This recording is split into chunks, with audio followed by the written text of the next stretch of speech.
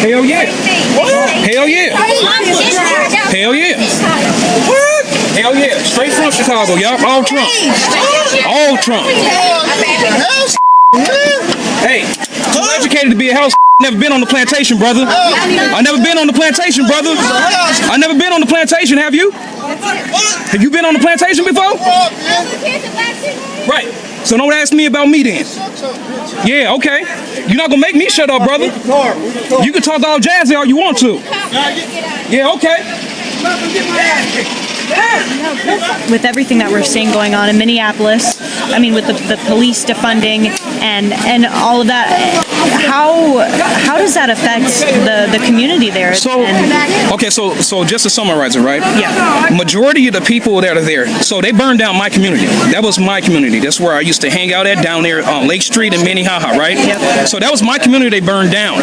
But here's the thing, okay, just in a nutshell. All those people, they want the police. But see, this is typical of liberal policies. They only want what's best for them in that moment.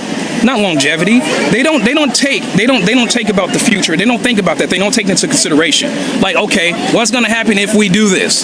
This is why every inner city is basically, I call them modern day plantations. You get your provision, right? You know, yep. No education. Yep.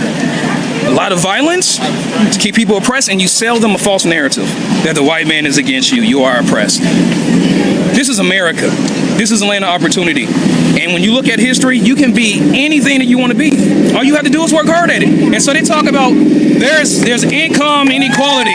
Thank you very much. Thank you very much. A lot of people don't want to put in the same amount of effort. So there's effort inequality. And I'm just telling you, my family, I'm from Chicago. I grew up in a gangster liberal family. And basically where I am right now, I don't talk to the majority of my family because they don't care about facts. I care about facts. And here's the thing. I want to make sure that I have an informed opinion, not just an opinion. So I want to be on the right side of history. Because here's the thing. I mean, here's the ugly thing about it. This is the same policies, these are the same people, the slave master mentality, the same party that Abraham Lincoln had to fight against, the radical Republicans, the civil rights movement, who they had to fight against. It was all Democrats that wanted all that crap, segregation, Jim Crow laws, etc. All Democrats. They have fought against all civil rights legislation. It's been Republicans that has voted for all civil rights legislation all through history. It's been Republicans. And I always tell my base, it's not about your color, it's just about the history, okay? The history is like Black Wall Street, 1921, they burned it down. I just left there, right? Thing is, though, those blacks weren't Democrat. They were conservatives. Blacks didn't start voting Democrat until late 1939. And so it's like, so 1921, they burned that down. There wasn't conservative whites that burned it down. So we had to start telling the truth. And a lot of people are disingenuous. And we definitely need the truth. We just need the truth. Yeah. But Minnesota, I'm sorry, I had to get you. No. But Minnesota, Yeah. that is definitely the symptom of liberalism.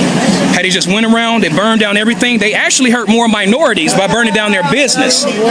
So because their victim mentality created real victims. And they don't understand that.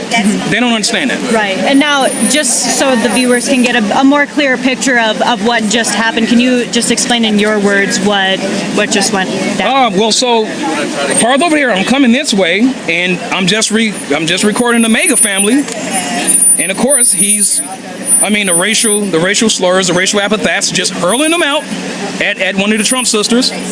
And I'm just standing there, and he just noticed me standing there. He saw this hat, and that's the reason why I purchased it. Yep, so you can see it. He saw the hat, and he just definitely tried to come at me, but I'm not having that. I'm not. So, hey, yep, I'm straight from Chicago too. I mean, I can play tough guy if you want to, but yeah, I'm not having that.